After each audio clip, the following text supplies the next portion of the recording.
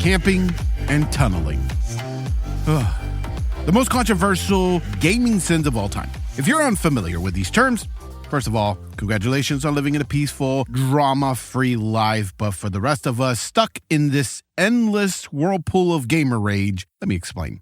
Camping is when you strategically, and I use the term very loosely, plant yourself in one spot and wait for your unsuspecting victims to wander by so you can rack up some easy wins. Tunneling, well, that's where you single out one poor soul, chase them down like a personal vendetta, and make their experience a nightmare until they inevitably quit or throw their controller across the room. Now, apparently this playstyle is frowned upon, go figure, because, having the patience to sit in one spot waiting for your next victim is clearly a skill. It takes focus. That's what I think. Not all of us have the hand-eye coordination of a caffeinated squirrel. Some of us are in this for the long game. And tunneling, let's not pretend like half of these pro gamers wouldn't do the same thing if they thought they would get away with it. Besides, sometimes it's just about keeping it simple. I'm here to play the game, not star in a Fast and Furious movie.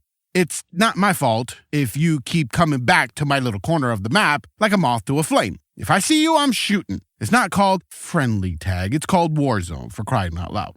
Now, you know who's really upset by camping and tunneling? The sweats, as my kids call them. The guys who have to wipe their controllers down with a towel after every match. They'll tell you camping is cheap and tunneling is unfair. You know what's really unfair? Playing against the people who practically have bionic arms and can perform a 360 no-scope headshot while eating a bag of chips. Meanwhile, I'm just over here trying to relax after a long day of, adulting. The last thing I want to do is to enter a virtual battlefield only to get teabagged by someone half my age. So if I have to park my virtual ass in a corner and wait for some over-emotional 14-year-old come charging at me like they're auditioning for an action movie, then so be it. That's called self-care. Let's be real. It's not like these games come with the rule book that says, hey, no camping allowed. Also, please tunnel responsibly. It's part of the game mechanics. If the developers didn't want it, they wouldn't have included it, right? End of story. But sometimes developers do cave in with updates to nerf things up before those poor gamers need another diaper change. And don't get me started on Dead by Daylight. Oh, the sweet, sweet joy of playing as the killer and seeing survivors scramble like ants at a picnic when you get too close.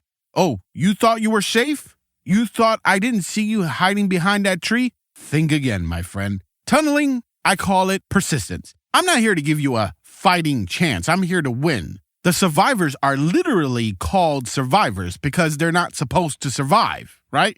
But of course, Reddit is flooded with complaints. It's unfair. You're ruining the game. Ruining it for who? The people who keep running into my traps?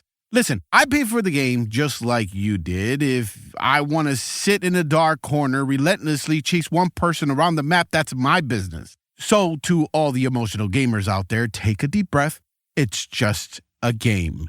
Some of us are here to relax, not run a marathon or achieve some ultimate gamer glory. And if that means I'm camping, tunneling, and enjoying every second of it, so be it. And before you write an angry comment, just remember I'm the casual gamer, I've got nothing to prove, and I have all the time in the world to camp. Let's go more into tunneling. Now, from all my fellow seasoned gamers out there, yes, I'm talking to you, the ones who remember blowing into cartridges to make games work. It's like the gaming version of holding a grudge. And trust me, I've experienced this plenty while playing DBD. Now I get it. I get the frustration when you're working on a generator and the killer's just hovering over you like it's the last slice of pizza at a party.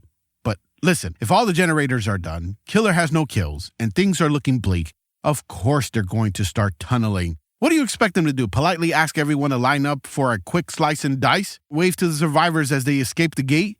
No! They're securing that one kill like it's a trophy, and honestly, it's perfectly fair. But all their focus is on one player. That's the game. That's what killers do. What, you think Jason Voorhees or Michael Myers is just walking around town strategically spreading his terror equally among all the victims? No. They pick one target and go for it like a homing missile. Jason didn't care about giving everyone a fighting chance. And Michael Myers definitely wasn't thinking, oh, I better not tunnel poor Lori or the audience might get mad. No, he stalks her, waits, and strikes because that's what killers do. You're not supposed to survive. It's called Dead by Daylight, not Fair Fight by Daylight. And honestly, Dead by Daylight even has killers designed for tunneling. Take Michael Myers, for example. With his perks, he is literally built to tunnel. The guy's entire shtick is being fixated on a single target. It's his job description. So when players start whining about it, the sore losers, it's like they signed up for a horror movie and they got mad when the killer actually acted like a killer. Now let's talk about accidental tunneling. Oh yes, it happens. There are so many times when I've accidentally tunneled a player, and it's not my fault we keep bumping into each other.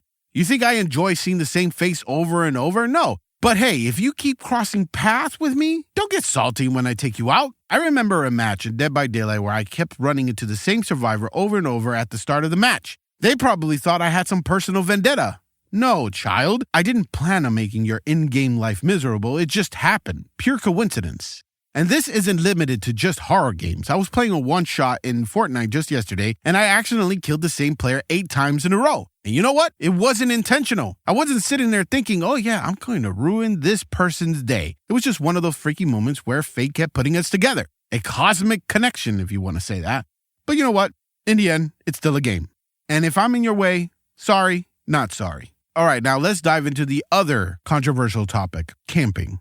No, not like the one where you sit around the campfire and roast marshmallows. I'm talking about the kind of camping that involves parking yourself in one spot for an extended period of time, usually to gain a tactical advantage. You know, the kind of camping that makes the sweats lose their mind. A camper, yours truly sometimes, will wait patiently, like a hunter stalking its prey, until some overconfident player rushes into their line of sight, and then BAM! Game over. Cue the tears, and let me tell you who gets pissed off the most at this tactic. Like I said, the sweats. You know the type. Playing these fast-paced games, rushing into the chaos, showing off their insane reflexes, only to get sniped by someone who's actually using their brain. Oh, the rage. You can almost hear their controllers smashing through the headset. And honestly, I am sick and tired of people whining about camping in games, especially in military shooters like Warzone. I mean, come on. If this were a real battle and I knew multiple enemies were headed my way, would I just stand there in the middle of the road and start doing backflips?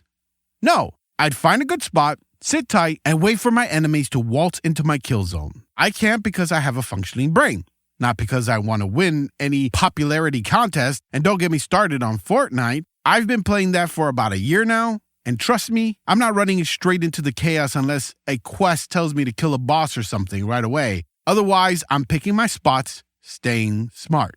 I mean, why rush into the fire just to die and spend the next minute staring at a loading screen? Then after a little bit, get to have fun with the emotes on Respawn Island a little bit just to do it all over again. I've got better things to do than to waste time like that. You know, doing things like surviving. Now, sure, I'll admit it, my reflexes aren't what they used to be. I'm 39. My reaction time can't keep up with these sweats, who are probably gaming with the metabolism of a hummingbird and the caffeine intake of a small army. But here's the thing. They're all laughing, talking trash, having a good time until they get taken out by a camper. Then, oh boy, the waterworks begin. It's like watching a toddler drop their ice cream cone. One minute they're on top of the world, the next they're screaming into the mic about how unfair life is because someone like me didn't play the game the way they wanted. Boo-hoo. Listen, my best strategy for winning these games is to outwit my opponents by any means necessary. If that means camping, I don't have time to run around like I'm in some John Wick movie. That's not me. And you know what? That's okay. Not everyone wants to play that style. I'll never understand why campers get so much grief. If you hate camping so much, use it as a challenge to outsmart the camper. Isn't that what games are about? A little competition? But no, instead of taking it as a tactical challenge, you got these people screaming into their mics, yelling obscenities at campers like we've personally wronged them in some way. Spoiler alert, we're just playing the game the way it's meant to be played. Deal with it. Honestly, the only people who hate campers are the ones who get killed by them. If I get taken out by a camper, I laugh. I laugh because I know they were thinking ahead. I see their position, nod my head and think, yeah, okay, that was smart, got me. And if you don't like it, adapt. The only campers I can't stand are the ones who trash talk after they kill you. You know the type, some 8-year-old kid calling me trash or a bot because I got sniped while they were hiding behind a tree. Like, come on, kid. I know you're still living off your mom's PB&J sandwiches with no crust, but have a little respect. I saw someone on TikTok say that it's not camping, it's strategically waiting. And honestly, I couldn't agree more. I'm not camping, I'm practicing the fine art of patience. And it's a shame that campers are lumped in with the most hated players right behind cheaters and racist trolls. We're not the bad guys here, people. We're just here to win. One slow, calculated kill at a time, not caring about how many kills we get in one match. So, let's get one thing straight. Being a camper isn't just about finding a cozy little corner and waiting for someone to come wandering by like it's hunting season at Walmart. No. There is so much more to being a camper than just sitting in a bush or behind a rock like a scared little chipmunk. It's about strategy. It's about tactics. It's about knowing when to strike and, more importantly, knowing when to sit tight and sip your virtual tea while the chaos rages around you. You need skill. You've got to be quick, quiet, and smarter than your opponent. It's not just hiding. It's the art of tactical waiting. And honestly, if people can't appreciate the finesse required to successfully camp and take out the other players without being a douche, well, that's their problem.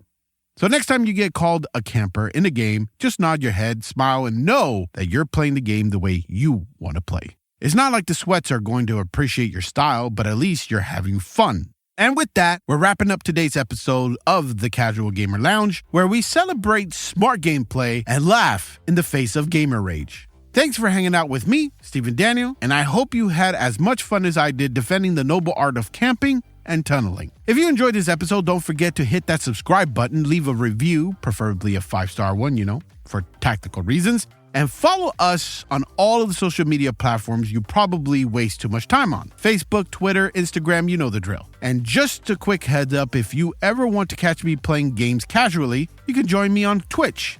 I stream every now and then, mostly playing with my sons, so expect some family commentary and kids talking in the background like crazy. The link to my Twitch is in the episode description. Also, if you're a Fortnite player, you can support me directly in the item shop. Just click on the support the creator and type in out of place, no spaces, to show your love. Thank you ahead of time for the support, and I hope to see you in the game or on the stream. And before I go, a quick message to all the haters out there already furiously typing out their emotional essays in the comment section because I hurt their feelings. I just want to say thanks for the engagement. Your angry keyboard warrior energy is truly appreciated. Just remember, it's a video game, and my opinion isn't law. So while you're getting all worked up over my camping and tunneling love, I'll be over here having fun. Because at the end of the day, it's just a game. Remember, you fantastical gamers, play your game your way. It's not about being the fastest, it's about having fun. See you next time on the Casual Gamer Lounge, where we camp, tunnel, and laugh at the chaos. Stay tactical, my friends.